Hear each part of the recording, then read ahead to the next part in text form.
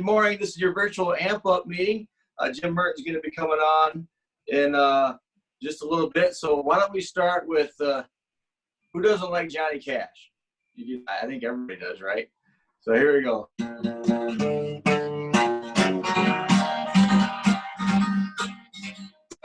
hear that train coming, rolling around the bend. I ain't seen the sunshine since I don't know when. I'm stuck close to prison. Time keeps dragging on. That train keeps rolling on down the San Antonio. When I was just a baby, my mama told me, son, always be a good boy, don't never play with God. But I shot a man in the Quad Cities, I did just a while tonight. I hear this blowing, I hang my head and cry. Well, that should be good for right now. Welcome to the meeting, though, this morning. First time, I think, for a Zoom meeting for the chamber, and happy to be a part of it at WQUD Vintage Radio 107.7. We're happy to be here every time, and hopefully we can all get back together soon. I don't know if is Jim there yet, or we're going to start with Christy right away.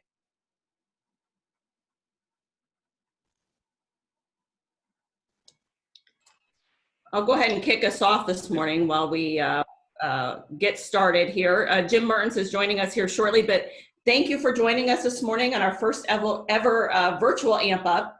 It's great to be with you from my home office here.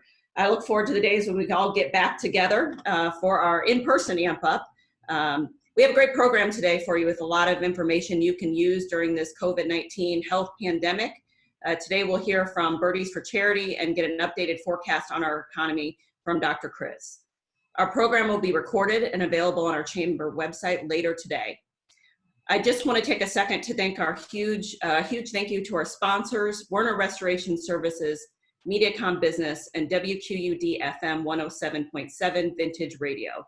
Locals love us for some great prizes this morning.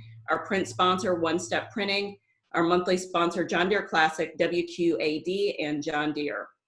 We have some new members joining us today. I want to welcome them to the chamber. We wouldn't be able to do what we do without our members. We usually do them in a room with 200 people, but know that 200 plus people are joining us virtually this morning, and I encourage you to support our new members. Total Detailing Auto Spa, Mickey's Country Cafe, Rock River Family Office, Continental Fire Sprinkler Company, Midwest Compliance Consultants, Birdie Dental, IESMC LLC, Kickserve Coffee, and Hope's Bridal. Now I'd like a chance to hear from our annual sponsor, Werner Restoration. Brent, John, and Dennis and the entire Werner team have been longtime members and working tirelessly to help assist businesses during these times. Now the time that we can be supporting our members, and Werner Restoration is certainly one of those businesses that can help you as you think about reopening your office. So let's hear a video message from Brent Werner.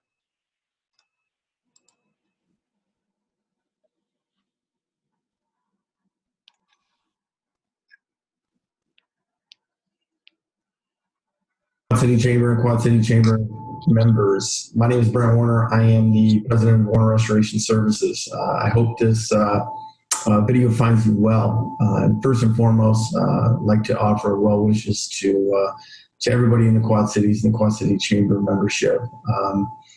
I hope this video finds you well. I hope it finds you safe, your friends, your family. And very important to my family is all of you small business owners. I want you to know that my family is praying for you. We're taking the opportunities to shop local, to eat local, to do what we can to support our local economy here. And while the Quad Cities may not be the most nationally known or nationally recognized metropolitan area, we stick together here. And very much look forward to working with small businesses and our local community to fight through this pandemic and come out that other side even stronger than where we started. As many of you know, at Werner Restoration, we do fire, water, and storm damage repair on both commercial and residential structures. We've been doing that for over 30 years.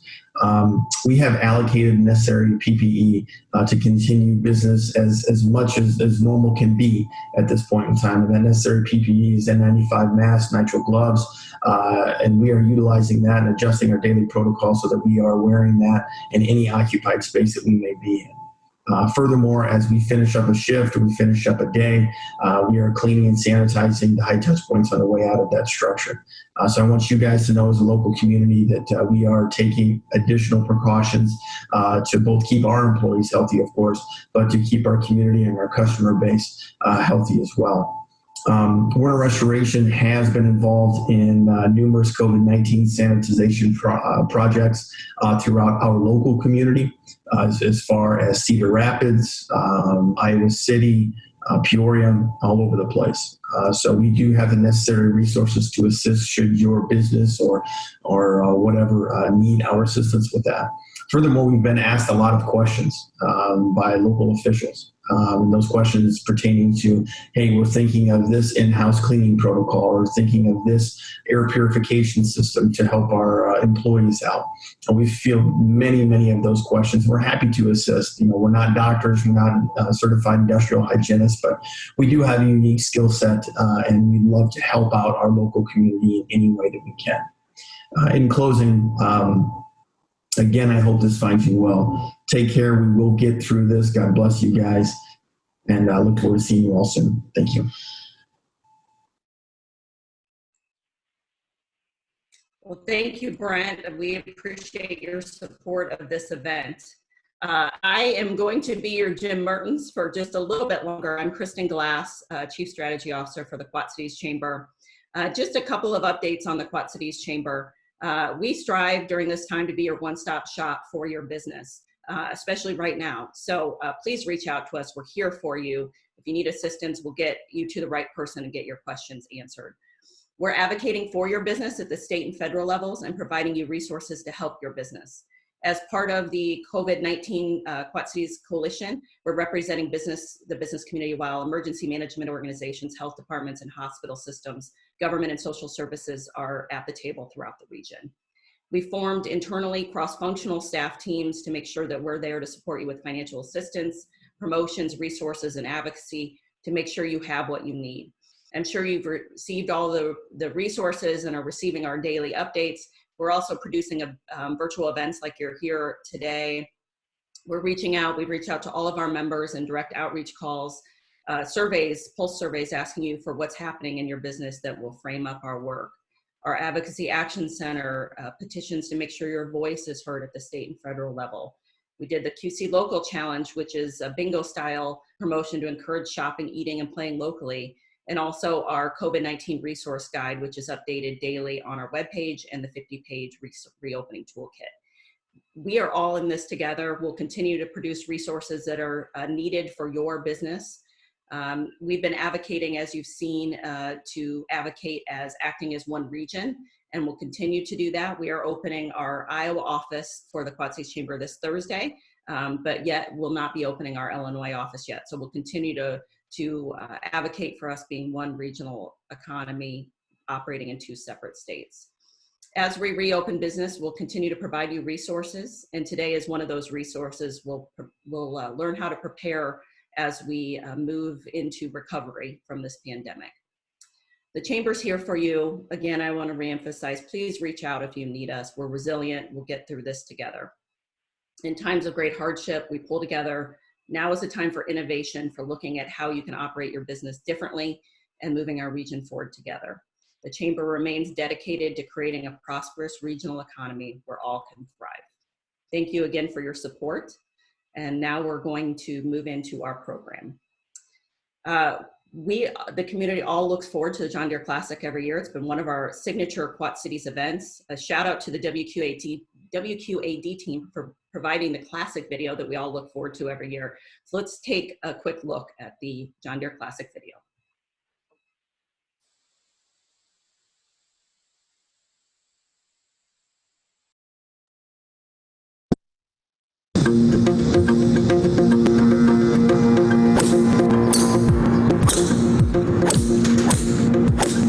A lot of action. It's great to see the golfers walk by, and no, it's a happening spot. And they always get a good crowd here, and the community supports this event. The crowds, it gave me goosebumps. I can't take this course for granted, and that's the one thing I don't ever want to do. I mean, just because I've had success here, or I've had low rounds here, it doesn't mean it's just going to happen.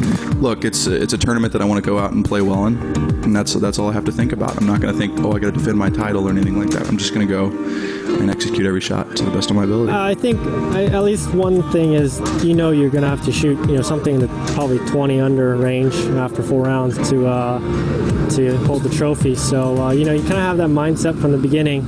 And I've enjoyed my week here, so hopefully I'll be back soon.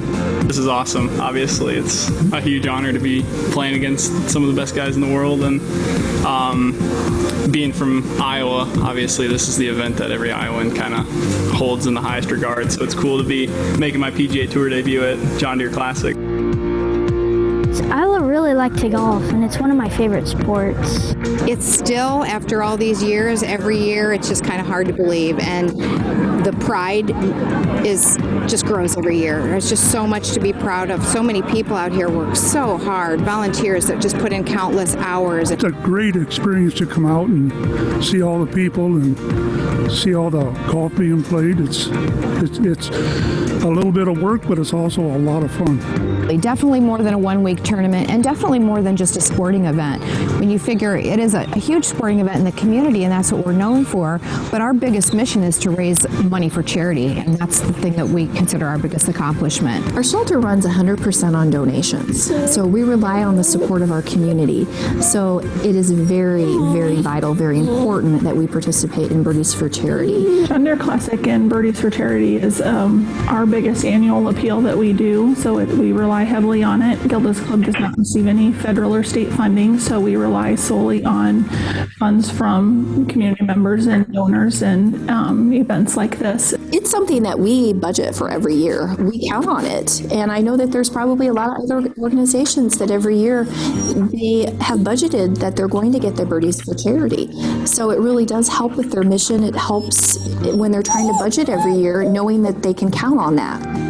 We love it that they depend on Birdies for Charity and raising a lot of money through the Birdies for Charity program. That's great for everyone. And I think the reason for that success is the community has really come to understand that there is no catch. There is no fine print. Every dollar that comes through the Birdies for Charity program goes back to the charities, plain and simple. The week kicks off with our John Deere Classic preview show only on WQAD. We'll talk about this year's John Deere Classic with Tournament Director Claire Peterson and look ahead to what promises to be another great week of golf at the John Deere Classic. Our crews will be out on the course all day long collecting all the great action and the stories that you simply won't see anywhere else. New latest golf styles or something to help them with the weather. But what fans don't know is at night, this place turns into something completely different. He's up. It's not bright. A little after 4. But man, is it early. First one here. I don't see any other lights. It's lightweight, easy to carry around. It's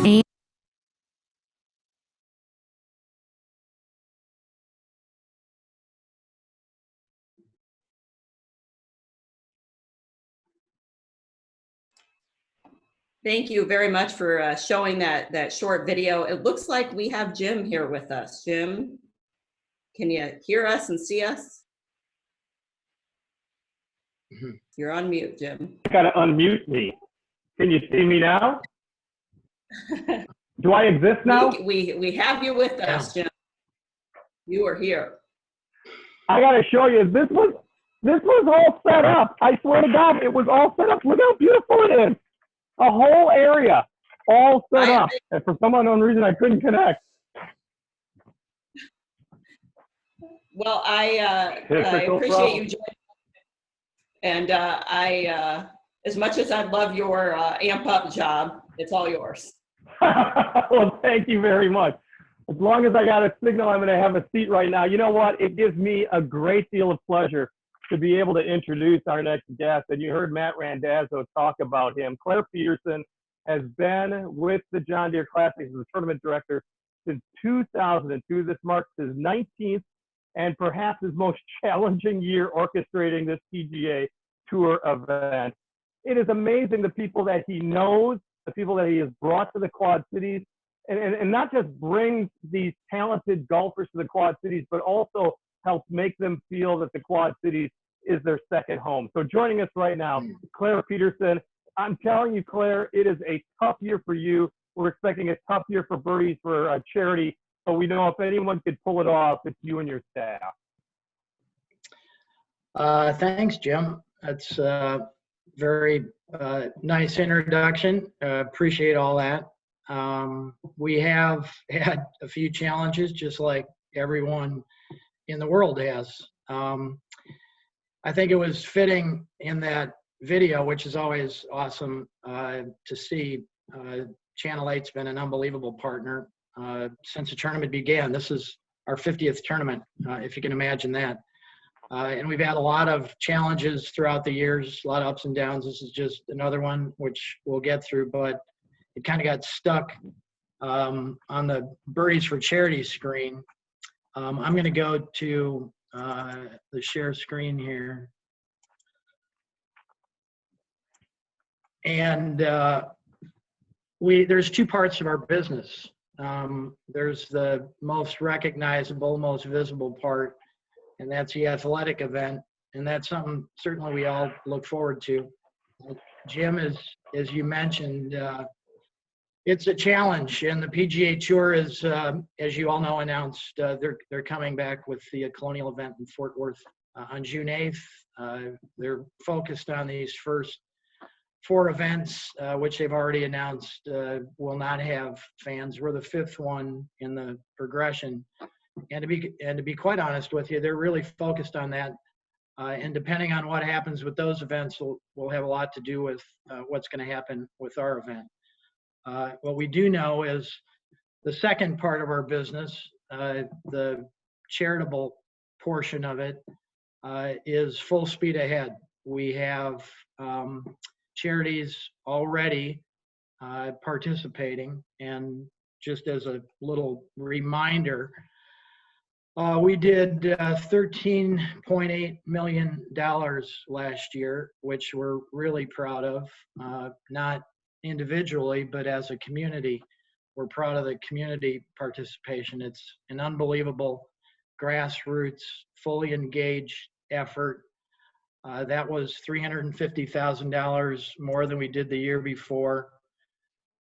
543 different organizations last year took part, partnered with us, and it's up to them and their hard work and their supporters that always determines how we do every year. There's close to 20,000 different donations that take place through those 543 charities. So it's an amazing story. No one on the PGA Tour does it like this. There's no community like this. It's something that a lot of other events are very envious of. And again, if you look at the last few years of our history, from 2014 on, we've gone from 6 million to 8 million to 10 million to 12 to 13.4 to 13.8. So this ascending graph is amazing. And the reason that I think it ascends is that all these organizations understand that they're going to get 100%, 100 cents on the dollar of every donation that's made, thanks to John Deere, who pays for all the administrative fees. And then we put on the tournament, and we have a mechanism to fill what we call the bonus fund, the bonus pool.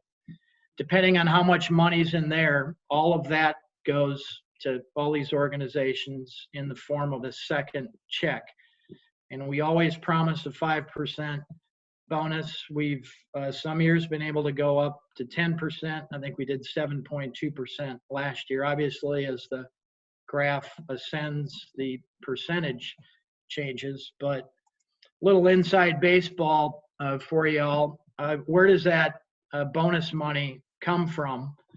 It took close to $1 million last year in order for us to do the 7.25%. You can see in that yellow wedge of the pie, John Deere, again, unbelievable supporters. Their foundation puts in a matching challenge grant, and that represents that yellow piece, $325,000. And that says that for anyone who makes a direct donation, and that could be a company or an individual, and that's kind of these Platinum Tea Club donors. They're going to match it dollar for dollar, so it's doubled automatically.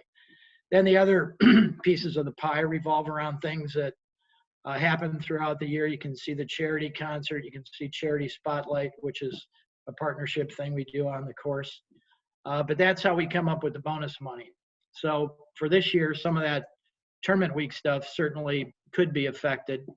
But the good news is that we have John Deere's commitment, and we've already had some Platinum Tea Club activity, individuals and companies that have made donations. So what we're kind of trying to communicate, and have been since early April with our participating charities, is some subtle changes, because we couldn't be there to give them the pledge forms.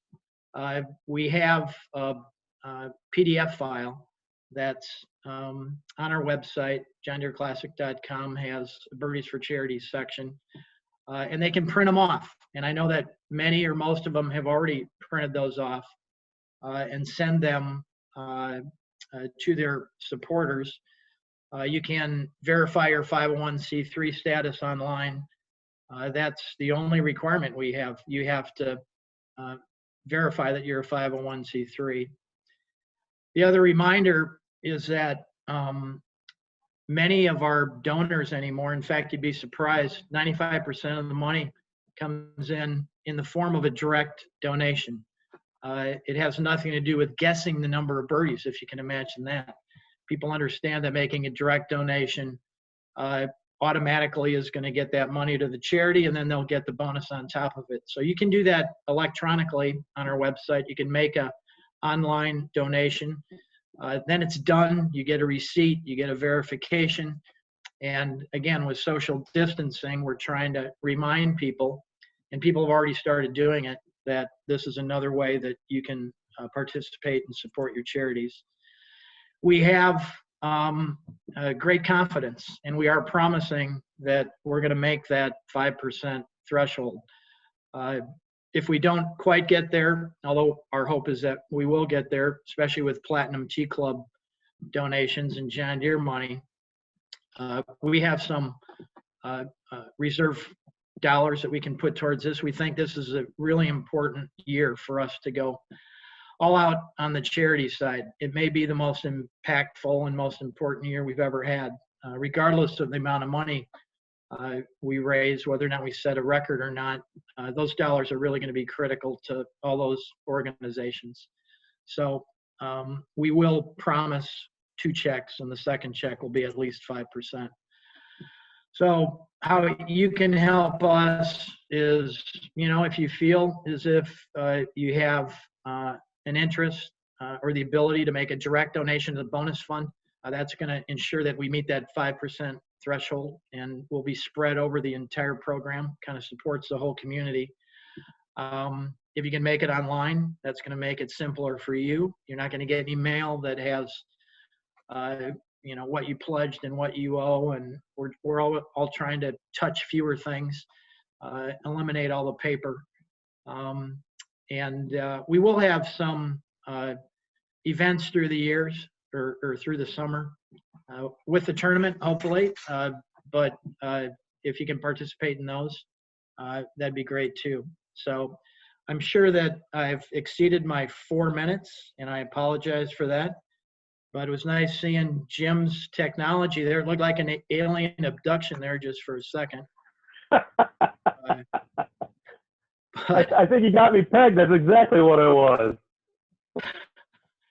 But it's really a treat to be part of this meeting. We look forward to it every year. Channel 8's been an unbelievable partner, and we'll see what happens in the next. Like all of us, we're just kind of going week by week, but we're working towards the tournament, but we're full speed ahead with the charity.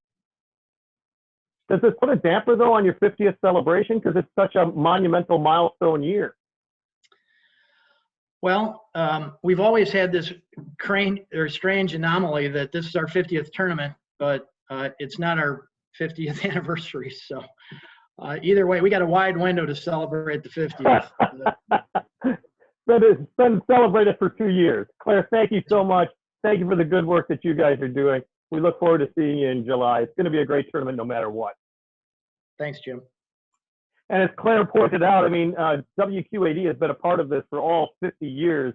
It is a proud association for our TV station, and Matt and Corey, Celia, and the whole crew love going out there. Elizabeth Wattish joining them, telling the stories of Quad Cityans taking part in a true national sporting event, the like that a small community like ours never sees. So I want to thank our management at WQAD for being a part of this. Of course, Deere and Company, we all know in the last 20, 25 years, this place would not have happened.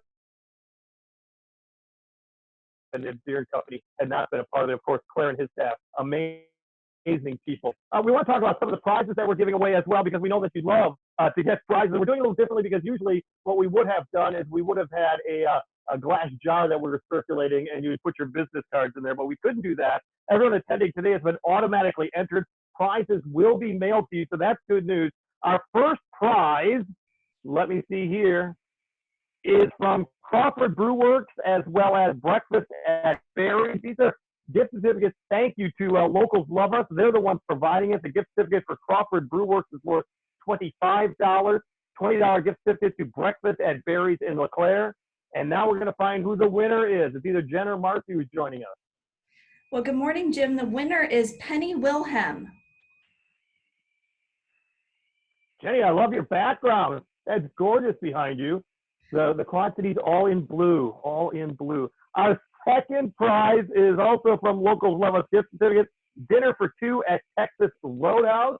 Jennifer, tell me who's the winner. You need a drum roll. Make a little drum roll there. I wish that I had that roll of the tongue going, Jim, but I can't help you with that one. But Molly Gates is our winner today. Molly Gates. All right, Molly, congratulations. And then our last prize is from our good friends with MediaCom Business. This is something that people have asked to have as a prize again. It's the ultimate power source. Can you see this? The ultimate power source is right there. It's amazing. It charges your electric devices, jumpstarts even your vehicles, and it can actually jumpstart my camera to make sure that I'm on this particular Zoom broadcast. MediaCom, the Halo portable charger, and Jennifer, who wins that? Russell Medley wins today, Jim. Russell Medley. Very good. You do a very good Vanna White. Glad to help out, Jim. Thank you. And we want to thank, of course, our annual sponsor, MediaCom Business. It's Jessica, Derek, Brett, the entire team. They have been so great doing what they do. We want to thank them for also helping our members during this really trying time right now. Because let's be honest, it is a tough period of time right now. So let's get a quick video right now from MediaCom Business.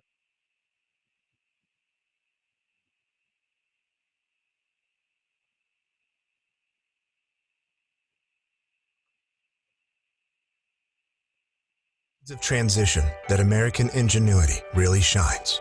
In a time when the going gets tough, MediaCom Business is helping to make sure your business is still going.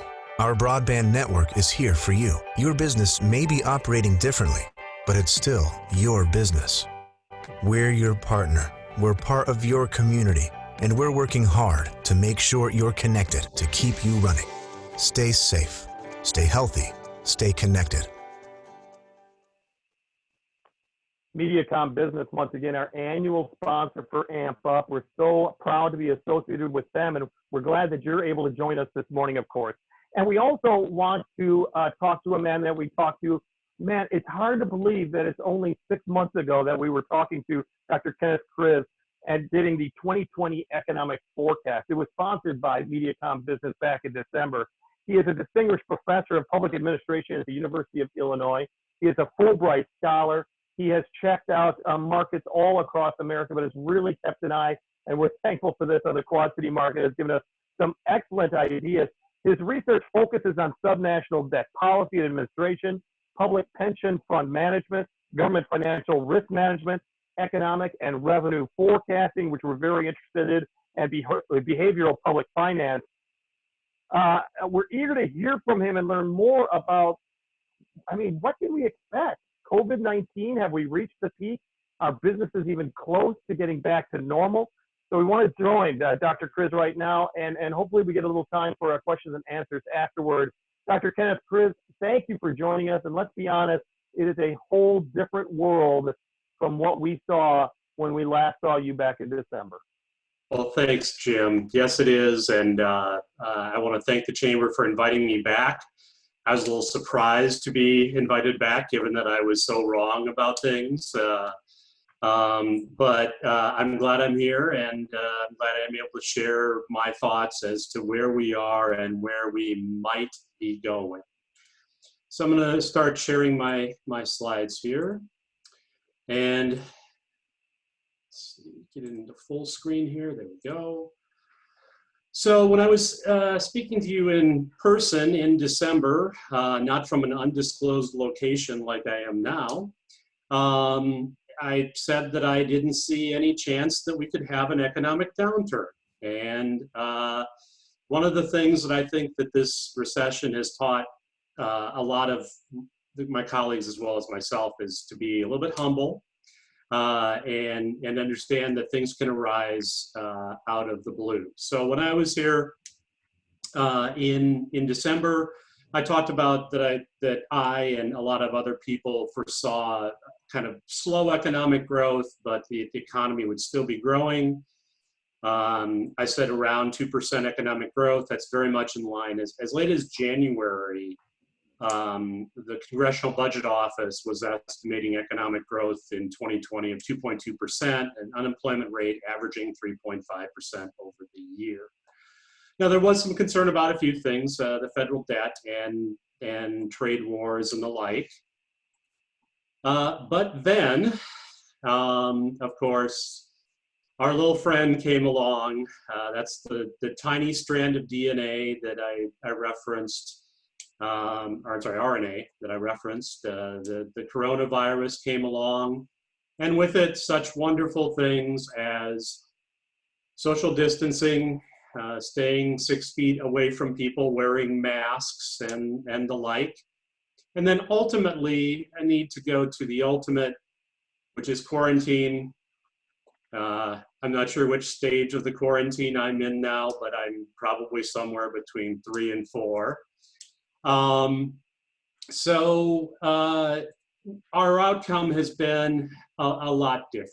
So in the 4 months between when the CBO estimate was released and a lot of other economic estimates were released at the start of January, we've seen an unprecedented fall off in economic activity.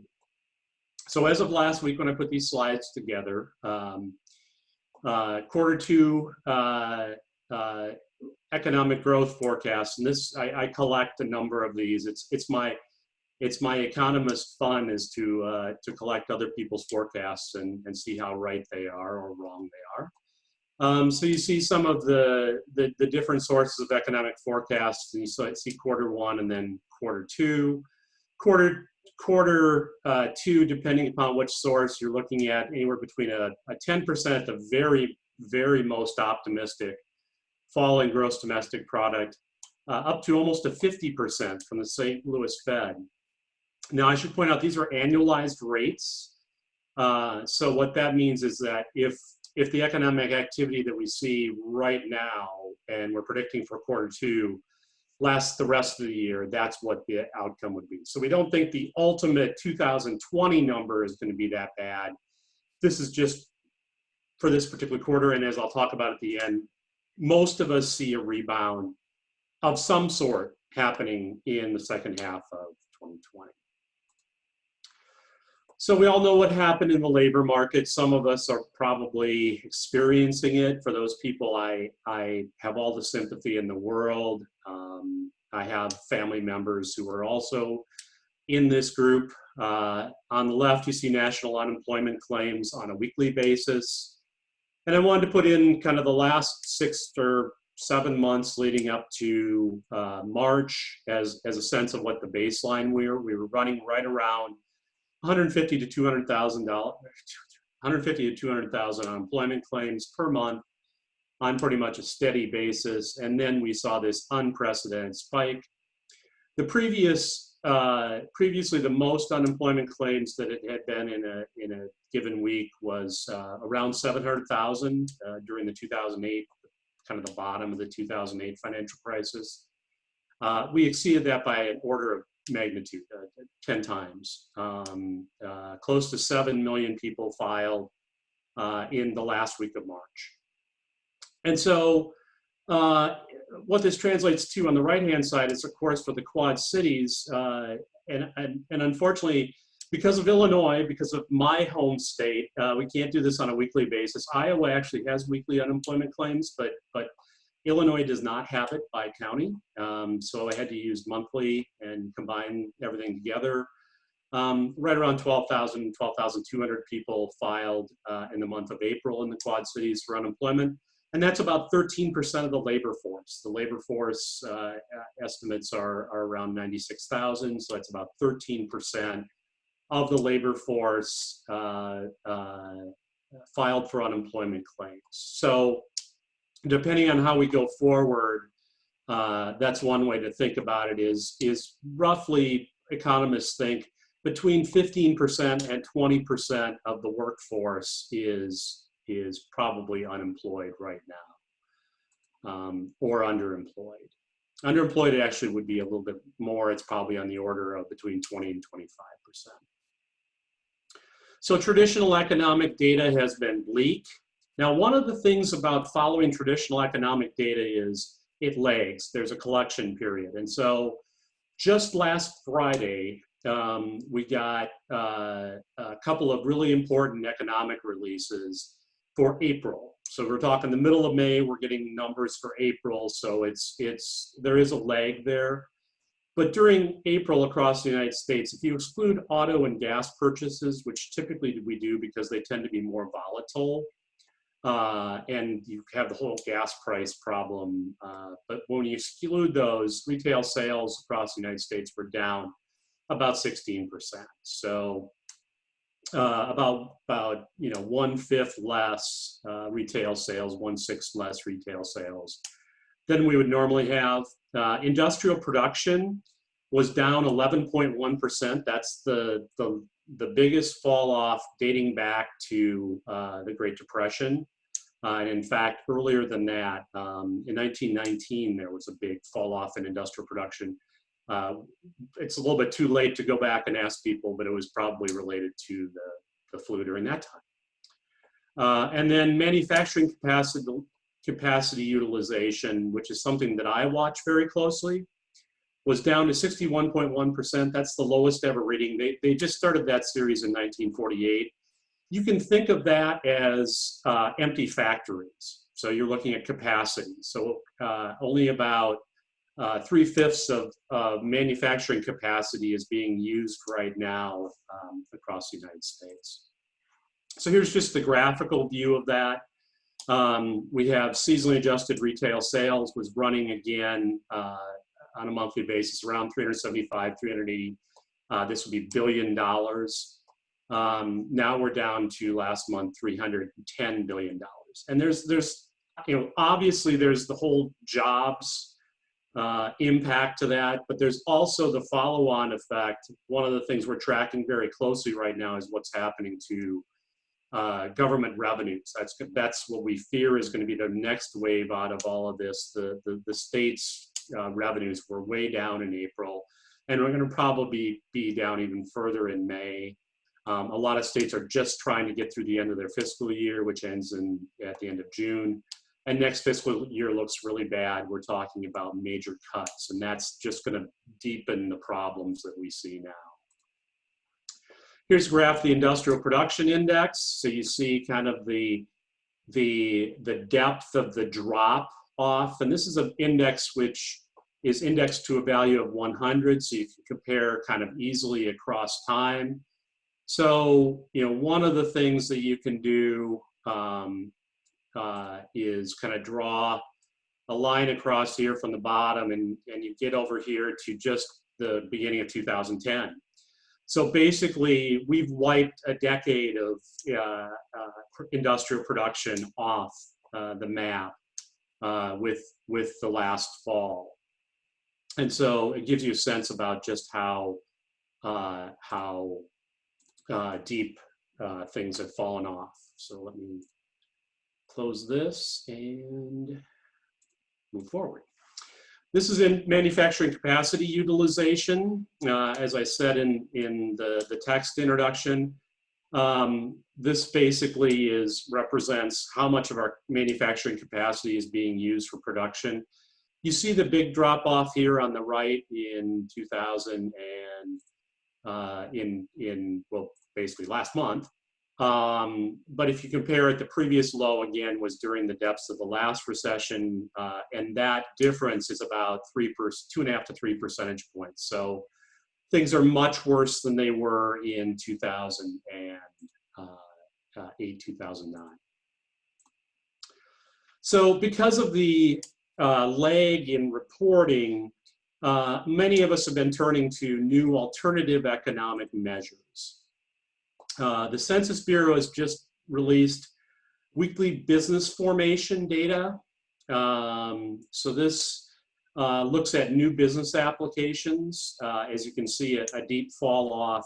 This is indexed to the week number. So week 13, which is right here, would have been at the end of March. There's almost a total, and this is, I should point out, is for Iowa and Illinois as a whole. Unfortunately, they don't have it down to lower levels, but it gives you some sense. Basically, there were none or very close to none, and then it came back. So this is basically the year-to-year percent change. The good sign is this has started to come back, and we're currently working on trying to examine why that is. It could be that people are being laid off from their jobs or starting their own businesses, or just the pace of the decline has slowed. So we're trying to look at that right now. The other thing we're looking at is electricity demand. This is from something called the Midwest Independent System Operator. MISO is the electrical interchange for electricity grid interchange for most of this region. And you can see the drop off here. They were running about 12.5 gigawatt hours at the beginning of February. And then this drops off. And again, this is weekly data to the point now we're down to 10 million. That's not a good sign. Along with manufacturing capacity utilization, it makes us think overall that the impacts on the manufacturing sector are a lot more. Most of us knew that the retail sector was going to be really hard, but the thing we feared, we're wondering if we're seeing is carry-on effects through the supply chain and into the manufacturing sector. So what are people doing? Google has actually helped us. They've actually released location data. Depending on your view of privacy, that this might be a good or bad thing that they, as long as you allow them to, can follow where you go. So I managed to get Google location data for Scott and Rock Island counties. They don't have it for Henry and Mercer, but it's a pretty good picture about what's happening in the MSA in terms of people's movements. So you see right here kind of the drop off in the middle. This would be the middle of March. Right here, and the green line is workplaces. This is when the shelter-in-place order started coming into place toward the middle to end of March. You actually saw people starting to go to their workplaces less, even before the downturn. Even before the shelter-in-place order. And so the shelter-in-place order came into place somewhere in here. But it's remained low. It started to trend back up a little bit. This is residential here. This is workplaces and retail and recreation. Okay, so retail and recreation, you can see the big hit that retail took, and this would be things like parks and other recreation venues. The red line is grocery and pharmacy. They've stayed above. There was a little bit of a fall off, but then people started to come back out. It's people are coming in. Just anecdotally, I went to the store just the other day, and there seemed to be a lot more people here. And here's residential. A lot more people were in fact sheltering in place, and that has started to come down a little bit. So we know that people are moving around less to areas where they're going to be consuming, and they're staying more at home. Okay, and then one of the other things that the census has released is something called the Small Business Pulse Survey. They've started to release weekly surveys in terms of how small businesses are doing. This is from the end of April, beginning of May. Again, this is just at the state level along with the national. So the blue bar here is the national, orange is Iowa, and green is Illinois. You can see that on the left-hand side, you basically see the negative effects, either a large negative effect on the far left or the moderate on the second to the left. There's a strong negative effect on small businesses. That isn't a surprise. This was actually a bit of a pleasant surprise for me when I looked at this data. This question asked about a change in the number of paid employees. The increases are on the left, as you might expect. Very few businesses increased employment. And the middle is the decrease. This was a little bit lower than what I had thought. It only runs between 25 and 30% for the national and Illinois. Iowa is just a little bit over 20%. And then on the right-hand side, you have the situation where paid employment has not changed. So that was actually a little bit of a pleasant surprise.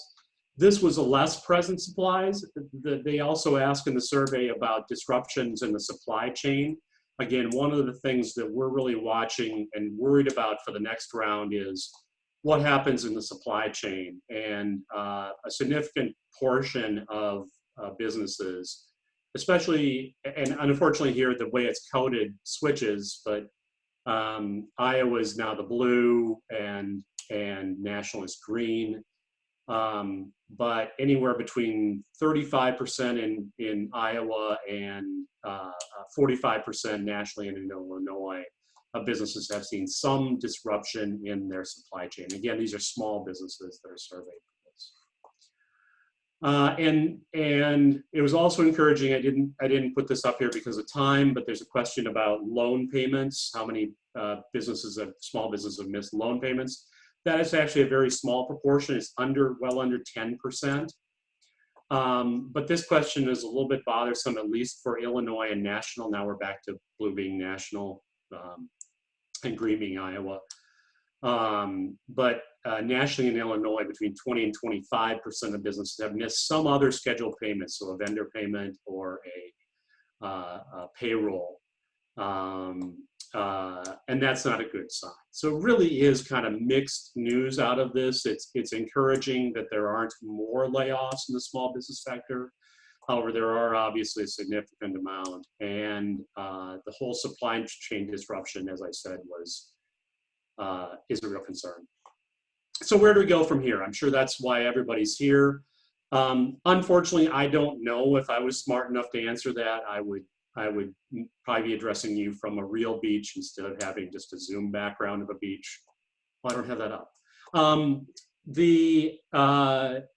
What you hear if you read in the media is kind of referring to different letters and shapes as possible recovery scenarios. And this is from Standard & Poor's Global Economics. They're one of the economic forecasters forecast groups that I watch most closely, because between them and Moody's Analytics, because they have kind of a vested interest. Their whole business model is based upon being able to forecast this. If they can't, they're going to lose a lot of business. So they have very much a vested interest in being right. And so that's why I watch them more closely than I do some others. What S&P Global in this case looks at are different letters and shapes.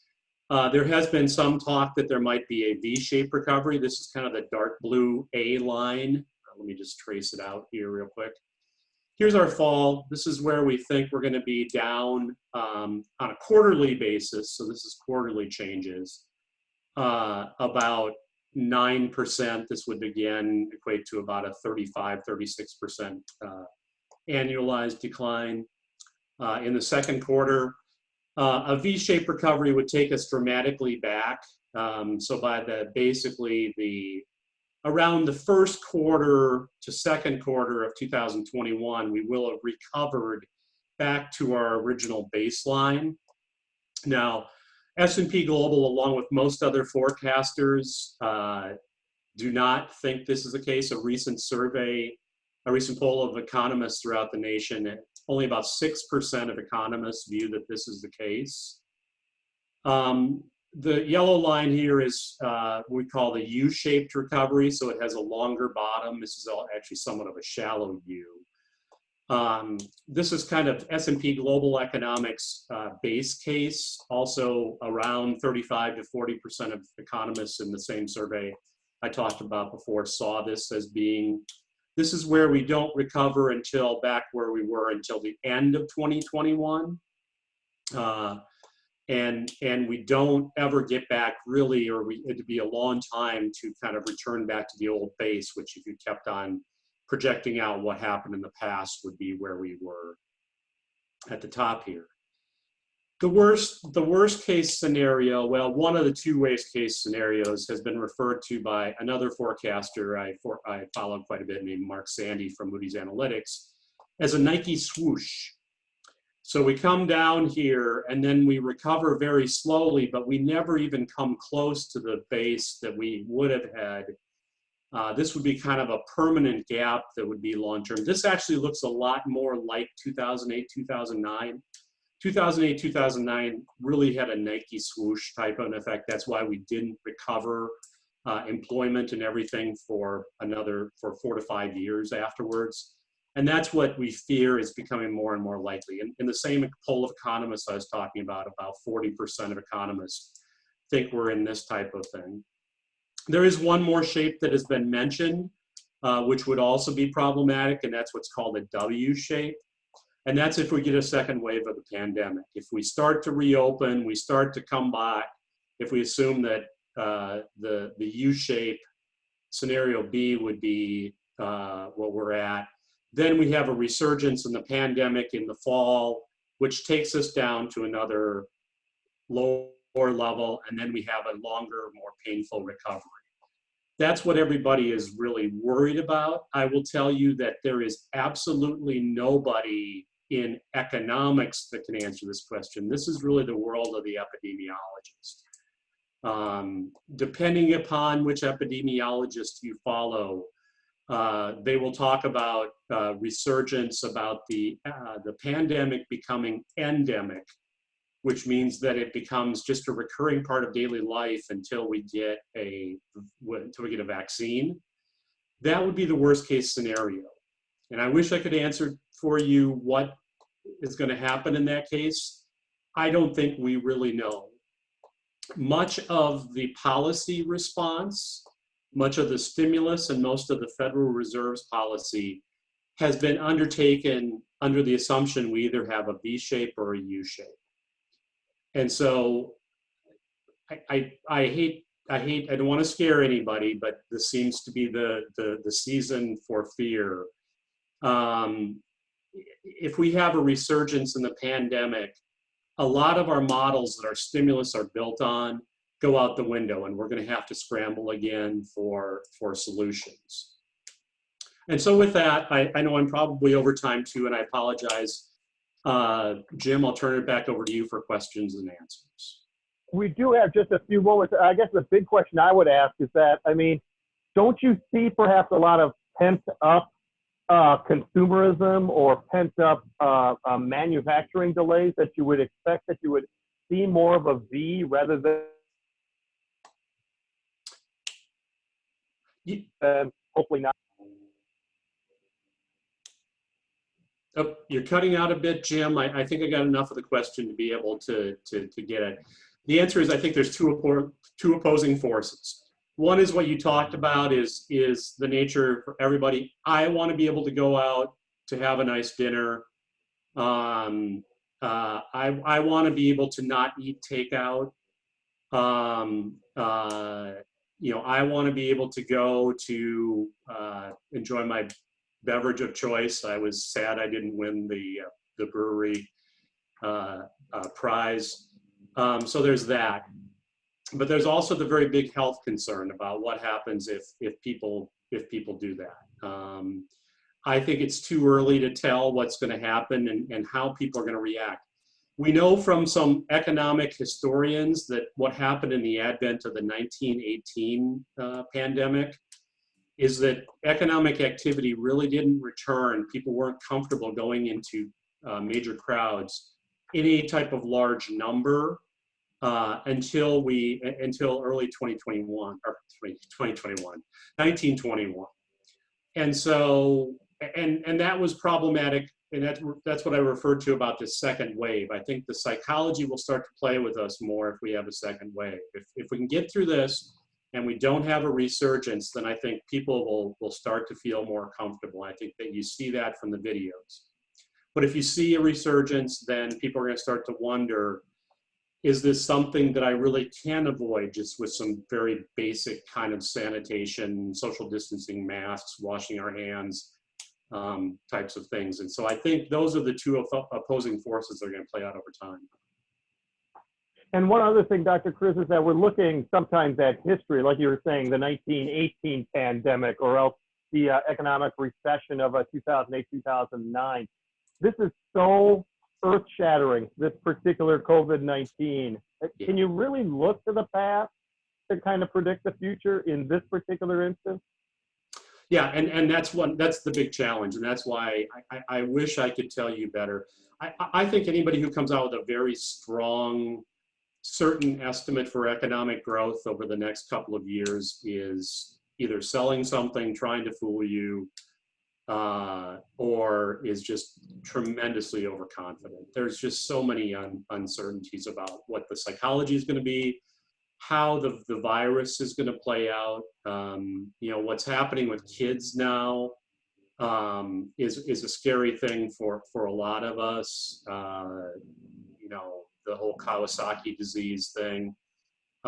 So, and it's a number of other things. So a friend of mine, I was giving a similar presentation a couple weeks ago, and a friend of mine raised a question. He said, let's say you're working in a skyscraper in downtown Chicago. How do you social distance in an elevator? So it's things like that are we going to have to see people queuing up for elevators at the start of the day? What happens to productivity in that case? You know, are more people going to be working from home? I see that Rebecca asked a question in the Q&A box about what can businesses do. I think you have to think about how to realign your business. If you're running a retail shop, how do you get online? How do you get how do you allow for curbside pickup? What types of things need to be put into place in order for those type of things to happen? I think to a certain extent, the business model will change a bit. More people are shopping online now, and I don't think that that's necessarily going to go away. It might be reduced a bit. Everybody's going to want to buy more retail. But I think the business model is going to change. Same way with working at home. There's a lot of anecdotes in the press about businesses have suddenly realized that their employees can be maybe not as productive, but within an order of magnitude. And then there's huge legal liability issues that have yet to been resolved. You know, how will business insurance work in an era when you can be, you know, sued for liability if you didn't take good enough precautions? You know, some of that was hopefully going to be resolved through the legislation that came through, but not all of it was. And so all of these things, I think, are going to weigh on the ability of businesses to get back up and running in anything. I think we're really, I hate this term. I think I mentioned this at the last. I hate the term the new normal, but in some cases, I really do think this is going to be a new normal. Dr. Kriz, once again, thank you so much for joining us. We do appreciate it. Your PowerPoint slides are going to be available to members of the chamber. Any last words? Leave us with something positive. Something positive, and that's resilience. The U.S. economy has always come back. I remember vividly I could joke and say the 1918 flu, but no. I remember vividly in 2008, 2009, people were talking about the end of the U.S. economy and how the U.S. economy was never coming back. I remember, I always tell this story. I remember giving a paper on pension funds investment policies at a conference in 2009, and one of the participants just said, oh, the stock market is done, it's never coming back, everything like that. Well, it only had the longest string of growth it ever has. So I don't think you want to bet against the US economy in the long run, but it's all this pain in the short run. We've essentially taken, again, 10 years of economic growth off the chart within 2 months. And that it's going to be a huge adjustment for everybody to get used to. I'll betray it. It's my daughter, who she was a flight attendant and now is on a voluntary leave, collecting unemployment benefits.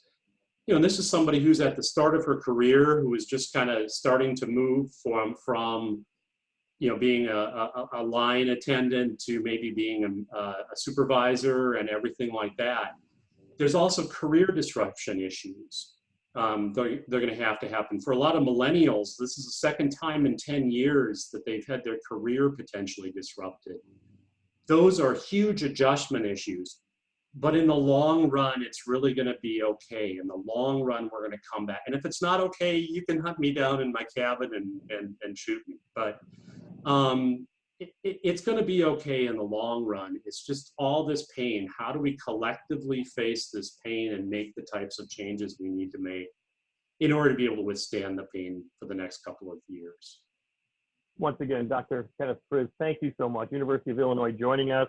Thanks. Kind of updating what you said 6 months ago, but in a very different world that we live in today. We appreciate you joining us. And Dr. Kriz,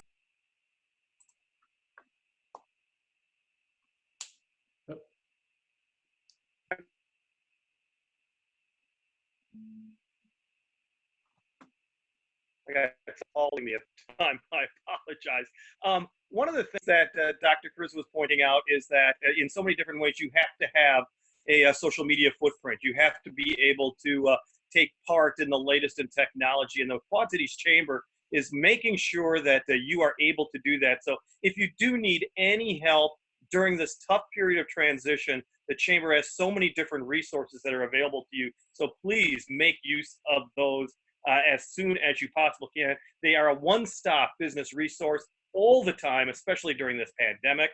Advocating businesses, of course, is what the Chamber does at both the state and the federal levels. As you well know, the legislature in Illinois meeting today in Springfield. You can check out all of the Chamber's virtual events. This one's recorded as well. It's at quadcitieschamber.com. And if you've missed networking, we have another chance for a virtual business exchange. It's coming up Thursday, May 28th at 11 in the morning. One of the things that we love about the Chamber is that real personal, one-on-one examples that the Chamber ambassadors do when they do ribbon cuttings, and obviously unable to do that right now during the COVID-19 pandemic. So we're challenging you to celebrate your business with a reopening ribbon cutting. It's easy. Just take a photo at the front of your business with your own ribbon and scissors. Make sure you're social distancing, of course, and post it on Facebook and tag the Chamber. The Chamber will celebrate it with all of our friends, and we will do that virtually. We want to thank our sponsors once again. I have a huge sign that I need to show you. We have to thank all of our sponsors of MediaCom Business that has done so many great things for businesses right now. Werner Restoration, you heard their story and how they are very busy as well. Vintage Radio, WQUD-FM, all part of Amped Up. And I'm so glad that I was able to join you as well, as delayed as it was. We also want to thank One Step Printing, who, of course, has helped us time and time again. Our morning sponsor, the John Deere Classic. And once again, Birdies for Charity. I don't think there's a year where helping charities has not been more important. And we hope to welcome all these PGA pros into the Quad Cities in July. I want to thank my employer, News 8, WQAD, as well as Deere & Company that makes changes and supports the people of the Quad Cities in ways it's just too hard to even imagine all that they do for our community. And we want to thank them for being a monthly sponsor. I apologize for all of my technical difficulties. I am so glad that I have the chamber that has my back, of course, and always has yours as well. And they did a fantastic job today, as they always do. So we ran a little over. I apologize. Totally my fault. So I tell you what, why don't you leave right now, get out, and make some money. Thanks so much for joining us for Amped Up, and have a great day.